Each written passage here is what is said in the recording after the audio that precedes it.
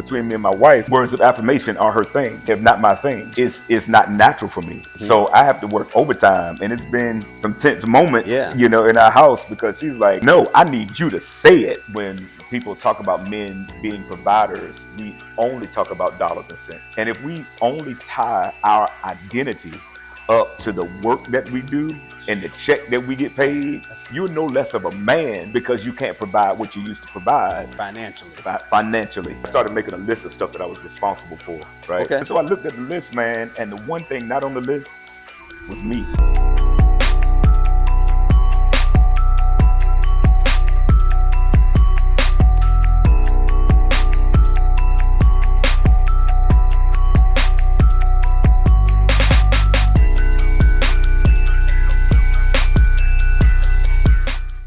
We're able to get some of this content on film, man. Yeah. So we could talk about things, man. So Mhm. we could talk about it and also use it for training purposes for men, Yeah. to figure out where they're going and where they've been at, Hmm. So Yeah. anyway, man, I just want to say thank you for being here, Man, thanks for letting me come, bro. No doubt, man. Appreciate it. Yeah. No doubt, my pleasure. Hey, brother, how would you describe your childhood? Man, in one word, healthy. Okay. Yeah, healthy. I think my grandparents, my extended family, did the best that they knew how to do, Okay. to raise me. Gotcha. And I think they did I feel like they did a pretty good job. Okay. And I would say it was healthy, mentally healthy, emotionally healthy, spiritually healthy. Um, I think that's the best word I can find. Gotcha. Yeah. And that's a great word, man. I'll say, like, a lot of brothers I talk to, they talk about the love being there, Yeah. but not spoken. Yeah. Yeah. So, and I think that's like huge for a lot of men. Hmm. Because you tend to repeat the pattern. Right. Right. If nobody told you that they loved you, Yeah. it's hard for you to tell somebody else that you love them. Yep. So in your household, was it spoken or was it just shown? It was shown. It was just shown. Yeah, it was shown. Even to this day, we don't do a whole lot of "I love yous." Wow. We don't. It's just not like my parents and my uncles and aunts and sister. We don't do a whole lot of "I love yous." But there has not been a day when I've questioned whether or not the love was there. Wow. For us, it was a given. That the way I show up for you Okay. is the way I communicate love. For The sure. way I For sure. provide for you is the way we communicate love. If I say it, great. But if I never say it, just know that the fact that we are where we are, as we are, doing what we do, The love is that there. action, speaks louder than the words. Wow. And I think in a lot of ways, in conversations with other people, I wonder, if we should have, growing up said, I love you more than we did. Mm-hmm. And if it really would have made a difference, Okay. in our house. I'm not sure that it would have, because even though it wasn't said, it was felt. Displayed at all times. Yeah. Yeah. So let me ask you this, man. So let's stay right there for a minute, right? Is that it seems so common that so many people go through that, right? Yeah. They go through where love was shown, but it wasn't spoken. Yeah. So do you think that affects your love language at all? Because some people love language is to hear words of affirmation. Absolutely. Right? Yes. So if you're a person that needs to receive that, needs to receive those words, right. Are you cutting the person short? Because man. Some people feel like, well, I give you money. I show you that I love you.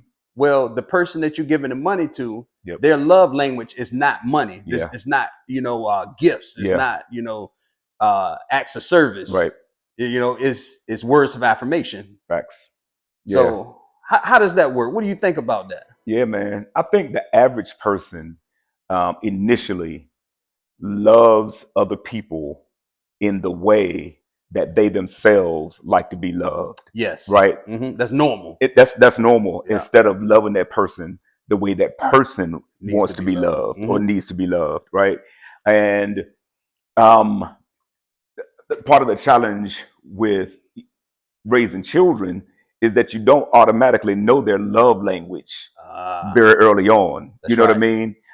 Because it's a baby, you know, it's a little child, and so for some people, it's painful because they never hear it, and words of affirmation are their thing. That's right. For other people, it's not so much of an issue because words of affirmation don't matter to them. It's acts of service. The fact that you showed up for every football game, every basketball game, every play, every concert, that's what let me know, I knew you was with me. that I'm loved. Right. I knew you were with me. When I looked out, I didn't have to question whether or not my mama was there or my daddy was there. They were there every time. And so that was what communicated love for me. And so I think the other piece is it's the mode of communication, right? Okay. So sometimes we say it and that's the mode of communication. Sometimes we do it and that's the mode of communication. Okay. I think what's most important is understanding how the other person needs to receive it, and then doing that, whatever that is, which sometimes is going to take you out of your comfort zone. Yes, it does. You know what I mean? Yes, it does. I'll tell you that between me and my wife, words of affirmation are her thing. Okay. They're not my thing. Gotcha. It's not natural for me. So I have to work overtime, and it's been some tense moments, you know, in our house because she's like, "No, I need you to say it," and I'm like, "Girl, I went to work." Yeah. I came home, I cooked, I cut the grass, I put the kids to bed. Like, what are you talking about? I did all these acts of service, dude. All these acts of love. Yes. And you're saying, no, I want you to say it. Yeah, and I'm like, because that's what she needs. Right. And so you mean to tell me I ain't had to wash some dishes? If I would have just said I love you, we would have been good. She's like, no, I ain't say that. What I'm saying is it's not either or, it's both. You know, give me both. So, wow. Yeah.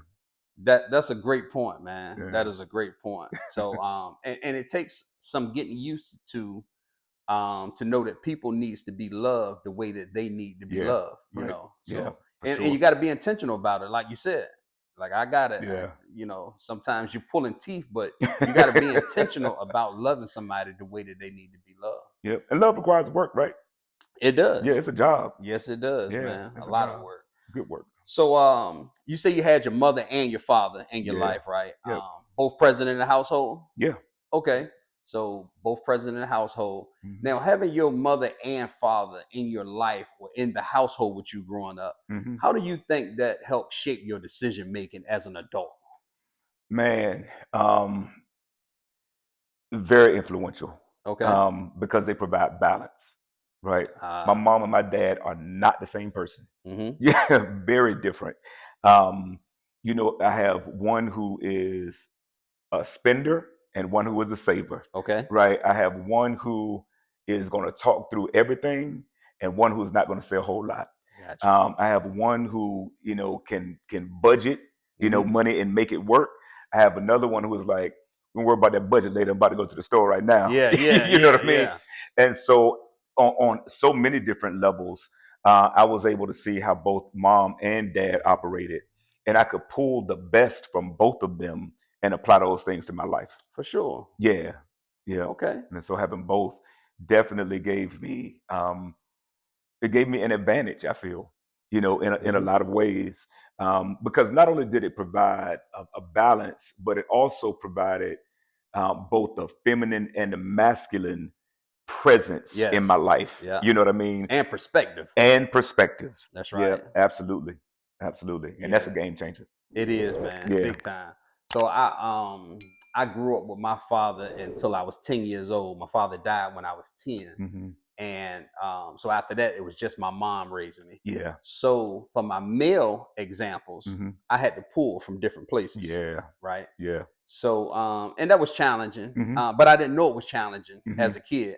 It was normal. It was my way of life. It was life for me. Yeah. You know. Yeah. So it wasn't really challenging as a kid, but so I ended up with a lot of my dad attributes. Through genetics. Yeah. Right. Yeah. But I ended up with a lot of my mom practices because I was around her all the time because, you know, she raised me by herself right. from the time I was 10 to 18 or to my adulthood. Right. So yeah. Right. But that's pretty cool, man. And balance is the thing, man. That's when you got that mother and father in the household, that balance is almost unmatched, man. Yes, sir. It's unmatched. Yeah. You can't fabricate that. Right. Right. Yeah. So what similarities do you see from the way that you was raised to the way that you raise your children? Yeah, a lot. A lot? Yeah, man, a lot of similarities. And so my parents were big on, education. Okay. Go to school, get in those books, do what you're supposed to do. With my kids, it's always been the same. Go to school. Education. Like, we're not talking about, what are we talking about? Yes, you're going to school. Yes. Yes, you're going to graduate. Yeah. Absolutely. This is what we do. Yeah. Yeah. It's the normal. Yeah, it is. And so I got that from my parents, and I instilled it in my children. Okay. That's a big thing. Spirituality, church attendance, church participation, all of that kind of stuff. My mom and my dad. Religious. Yeah, absolutely. Yeah. My mom, my dad, and their parents. Okay. And their parents, right? So for generations, it's what was modeled for me. Okay. And it works. Okay. And so I made sure that it's what I model for my children and the way that I raise them. And family values in terms of spending time with your family, having intentional moments, where y'all just together. For sure. And so we do that. Okay. We do that. And I got a lot of that from the family I came from. Gotcha. Yep. So on that same note, is there anything that any values or practices that you were raised on that you said, I'm not doing that when I had kids? Yeah. Yeah, man. And so my dad is a rather reserved man. Okay. Right.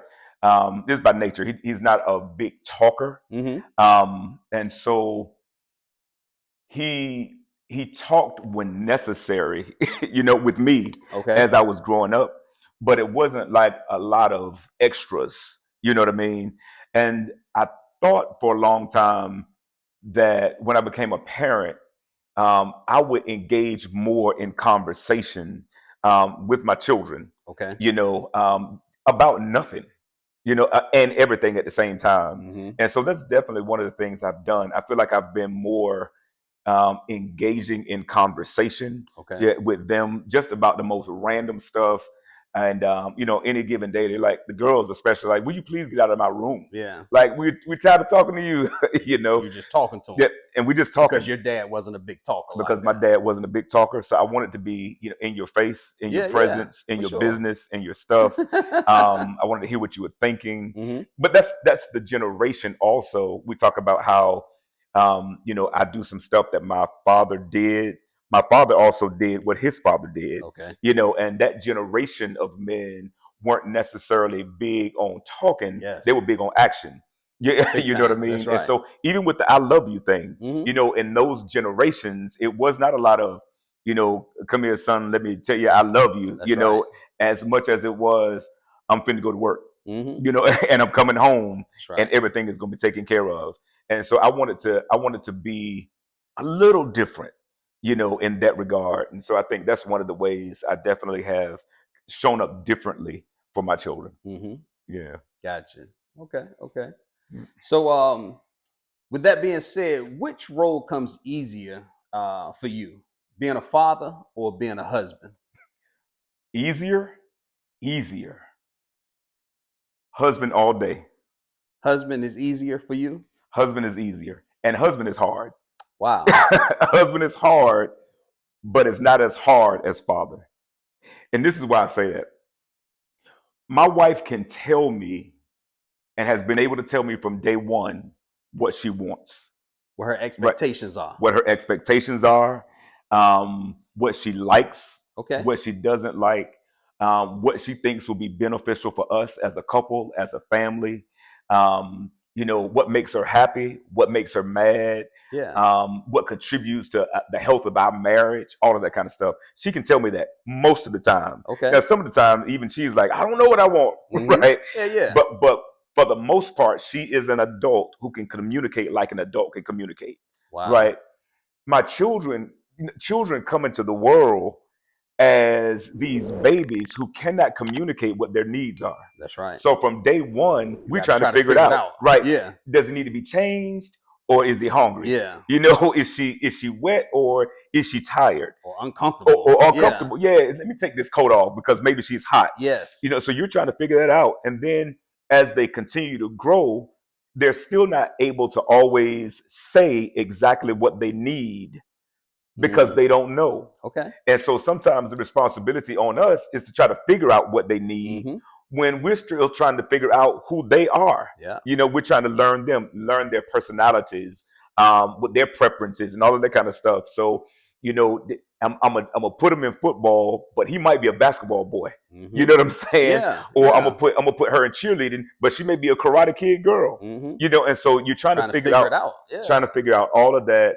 And you're trying to be the primary voice of influence, but then everybody else's voice is loud too. That's right. And so let's say you spend 8 hours a day with your kids at home, but 8 hours a day they're at school, another 8 hours a day, you know, they're asleep. And most of the time, even though you're spending 8 hours, you're not talking with them for those 8 hours. You know, y'all eating, you getting your bath, you know, you're doing all of these things. So you have all of these other outside influences that are in your children's ears as well.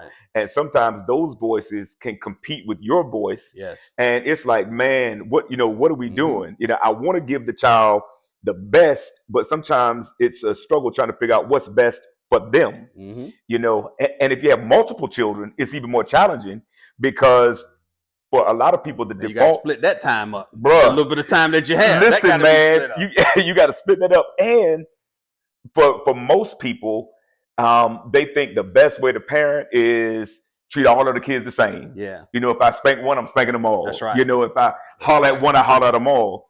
But one of them is more sensitive than the other. Yes. You know, one of them I can holler at and, you know, stone face, nothing. But if I spank them, you know, it's enough. And then another one, if I raise my voice, it's waterworks, boy. Tears. You know what I mean? It's like, so you have to learn the children, and then you're trying to figure out, well, if I hollered at her and hollering in her thing, did I just traumatize that child? That's right. Like 18 years from now, is she gonna be sitting in Travis's house talking about how her dad messed up her life? He just yelled at me all the time. So yeah, that's definitely a challenge, man. Going through that. But you know, it's funny that you say that, man. You say 100% for you.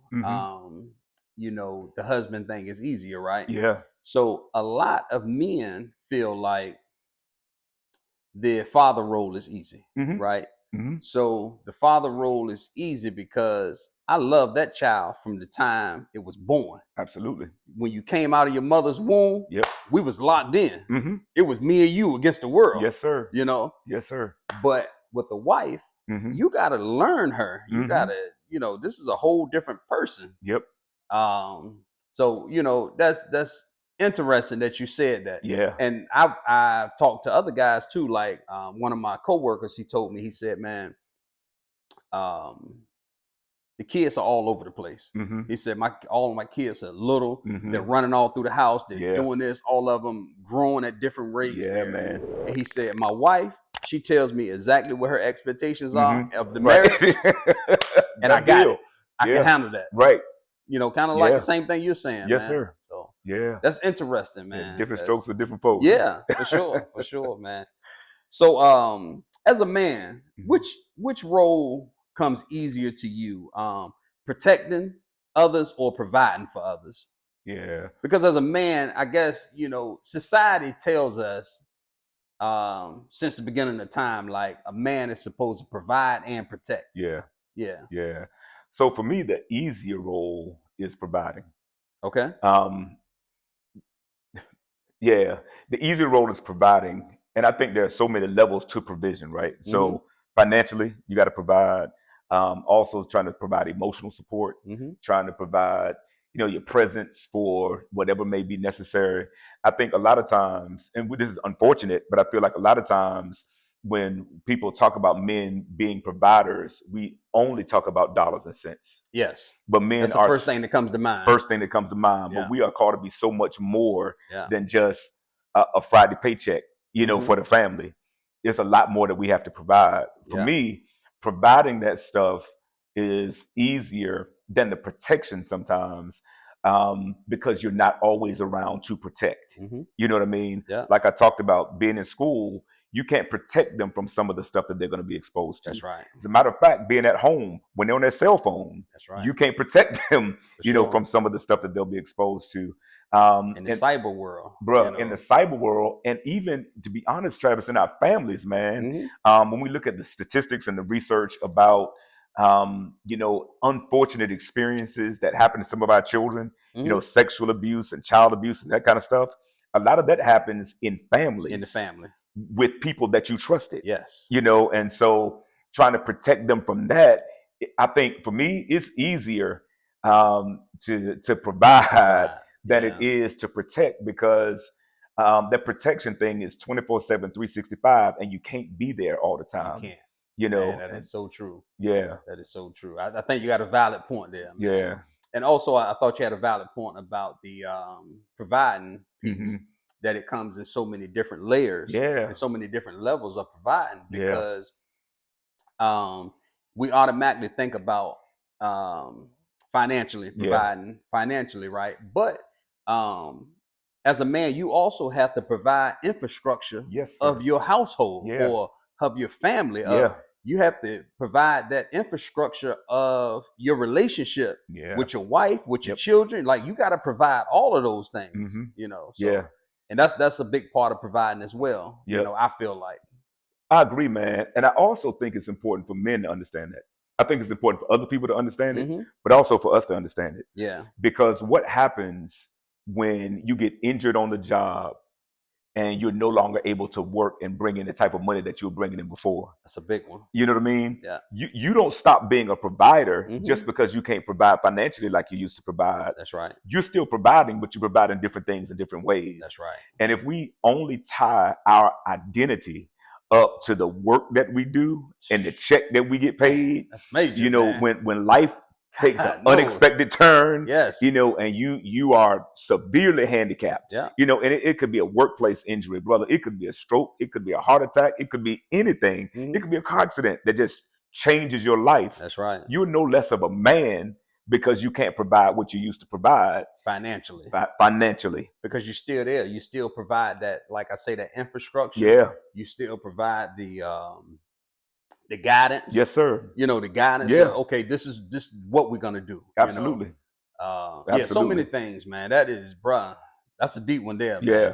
I agree. Yeah. Men definitely need to understand that. And not only if is life-changing situations, but it may just be situational changing. Yeah. So, you know, like, you know, you may lose your job. Yep. You may lose your job, or, you know, you're going to get another job, you know, and you're going to be back to it when you get a chance. But right now, you know, you may have got laid off. You know, a lot of brothers are entrepreneurs nowadays. And as entrepreneurship, sometimes the industry that you're in, it has ups and downs. Yes, sir. You know, you could really be killing it this year. Absolutely. Next year, you ain't bringing that kind of money home. That's right. You know, so and that's another piece that go along with that. But you, like you said, you know, less than a man, because the industry went down and you're not bringing home the money that you used to bring home. Absolutely. Because you're still providing in other ways.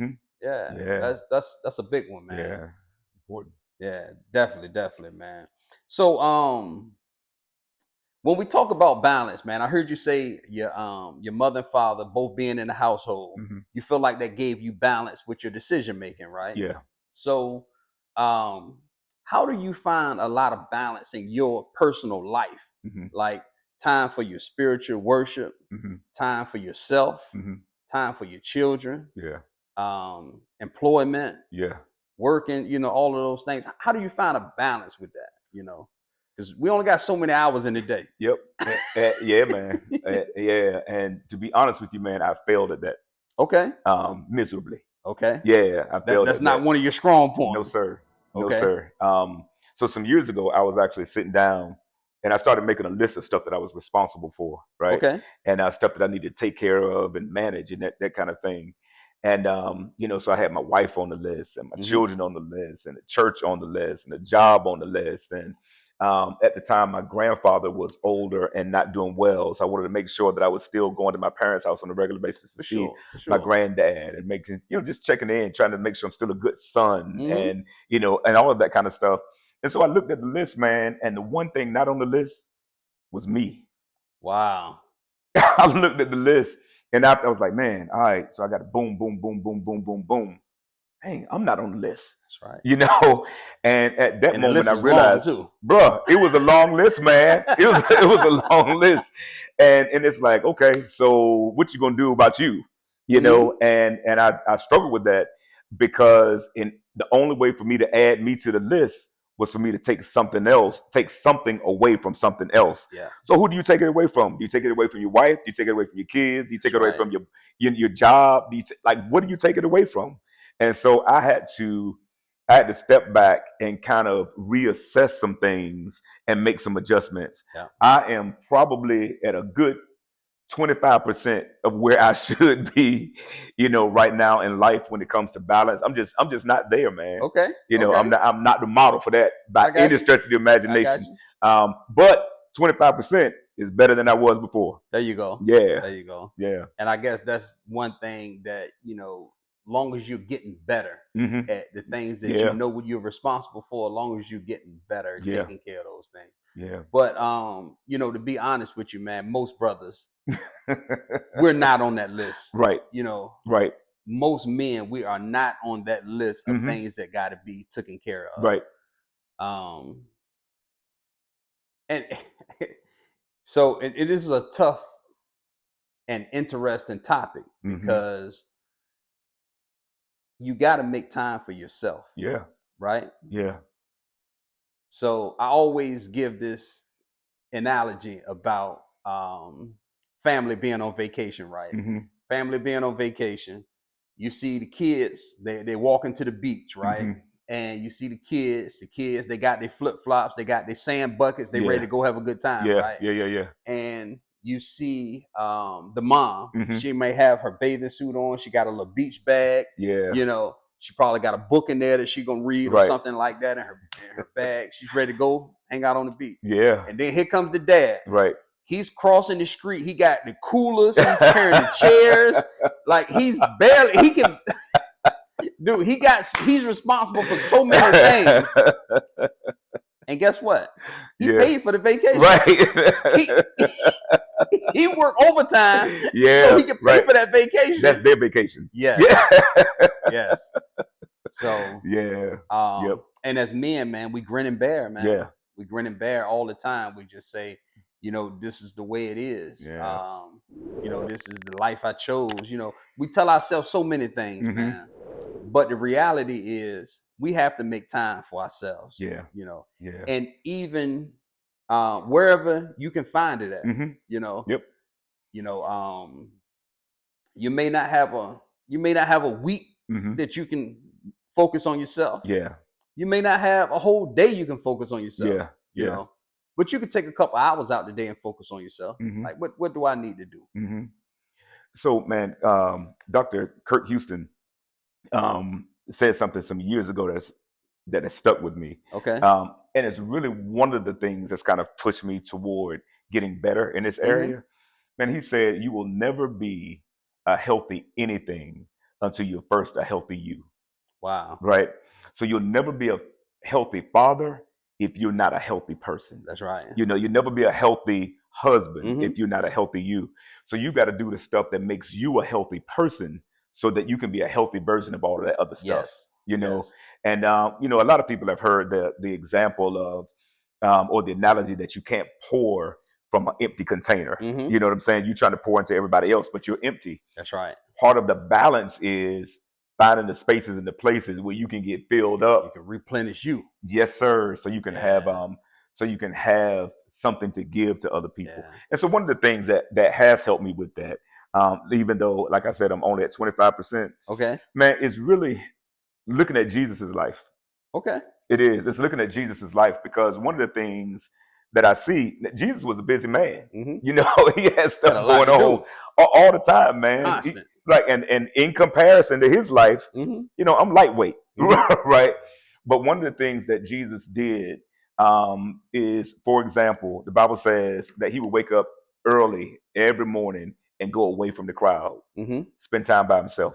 Yeah. You know, and sometimes I'm sure it was to pray, it might have been to meditate, or just think about what was to come for the day. That was the example that he set. There you go. And even during the course of the day, sometimes he would be, you know, teaching a group of people, and then he would withdraw, Mm-hmm. you know, or go find some space to himself, to just be by himself. Mm-hmm. And I think that was his way of trying to find some balance with all that was Yes. going on. He had to go and replenish, For sure. you know. And so if he is my example, I've got to do what he did. So like you said, if it's finding some moments during the day, some minutes, maybe an hour during the day to Mm-hmm. pull away from everything so that I can get refilled and go out. Gotta make yourself do that so that you're your best self. Because here's the other piece, man. You know, when we don't find that balance, we become a kind of person that other people don't always want to be around. Yep. You know what I mean? Because you come home, you got the day on you, from whatever you were doing at the day. You have thoughts about what's to come. You got some of everything. You come in the house, your wife speak, you can't have speak, you know, because you so consumed with everything else.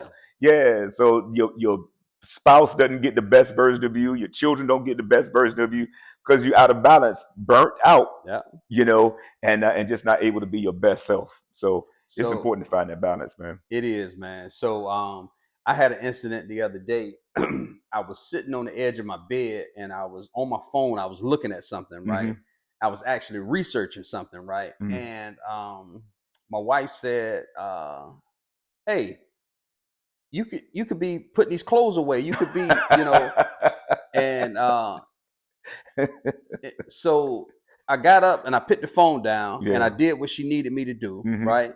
And then I went back and told her, I said, I thought that was real selfish of you, for you to, like, how dare you take a moment for yourself? You know, how dare you take a moment for yourself to sit down and research something, you know? Right. And once I said it to her like that, once I put it like that, she was like, "Babe, I'm sorry." She was like, I didn't mean it. I didn't mean it like that. And then she said, "I actually thought you was just scrolling on Facebook." And I'm like, "Well, it doesn't matter what I was doing. Sometimes I need a moment for myself." Yeah. That's real.